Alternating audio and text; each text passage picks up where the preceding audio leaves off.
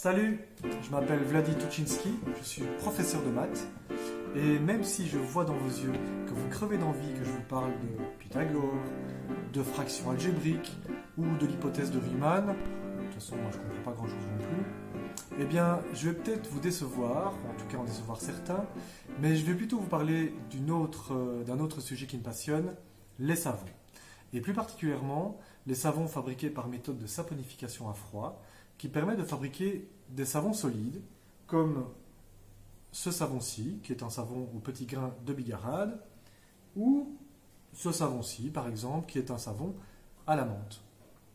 Mais pourquoi utiliser des savons solides alors qu'on peut utiliser un gel douche? C'est vrai que c'est pratique les gels douche.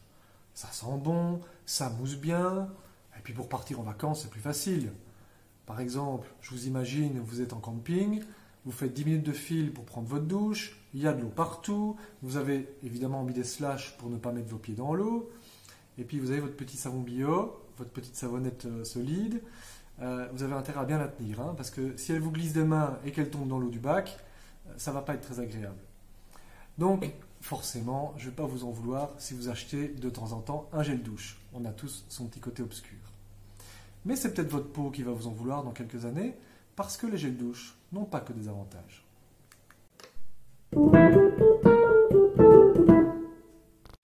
La plupart des gels douche contiennent des produits chimiques, comme par exemple le fameux sodium laureth sulfate, dont vous avez peut-être déjà entendu parler.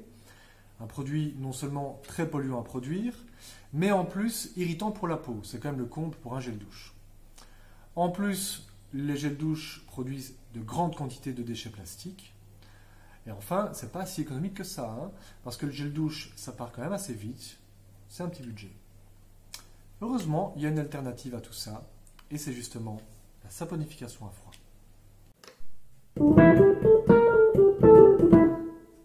Pour fabriquer un savon par saponification à froid, c'est très simple.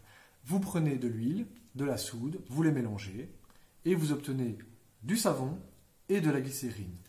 Premier avantage, la glycérine, molécule très intéressante parce qu'elle hydrate naturellement notre peau. Elle capte l'humidité de l'air, on dit qu'elle est hygroscopique. Deuxième avantage, dans un savon comme celui-ci, eh bien vous avez toujours une part d'huile qui reste sous forme brute. On dit d'ailleurs que le savon est surgras. Et cette part d'huile qui n'est pas saponifiée, eh bien, contribue également à hydrater notre peau. Enfin, niveau environnemental, c'est vraiment le top, hein, parce que les savons sont solides, donc on peut tout à fait les emballer dans du papier ou dans du carton. Et en plus, pour fabriquer les savons, on n'a pas besoin de beaucoup d'énergie. La réaction se fait sans énergie. On a juste besoin de chauffer un petit peu les huiles pour liquéfier les huiles solides comme l'huile de coco et le beurre de karité, par exemple. Et c'est tout. Donc c'est un processus qui est très peu énergivore. Alors dans ma savonnerie, moi je vais travailler en plus avec des huiles bio, équitables et quand c'est possible locales. Par exemple, j'ai des savons qui contiennent de l'huile de chanvre et de l'huile de colza. Eh bien, j'ai des fournisseurs bio et wallons. Ben oui, on en produit en Belgique, donc pourquoi se priver? Alors voilà, c'est pour ça, c'est un petit peu pour promouvoir ces valeurs-là que j'avais envie de créer ma savonnerie artisanale. Je pense que c'est important qu'on revienne à des produits sains et des produits respectueux de l'environnement. Si vous croyez aussi à ces valeurs, si vous trouvez que mon projet est intéressant à ce niveau-là, si mon projet vous parle, eh bien, vous pouvez me donner un petit coup de main.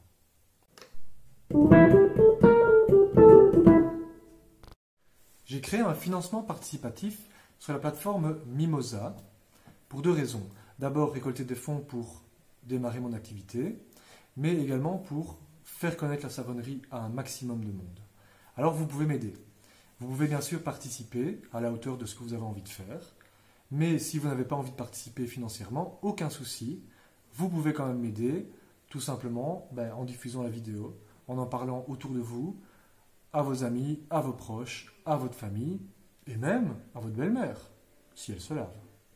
Voilà, c'est sur cette élégante conclusion que je vous laisse. J'embrasse ma belle-mère avec qui je m'entends très très bien. Ciao ciao et qu'amusez-vous bien. Au revoir.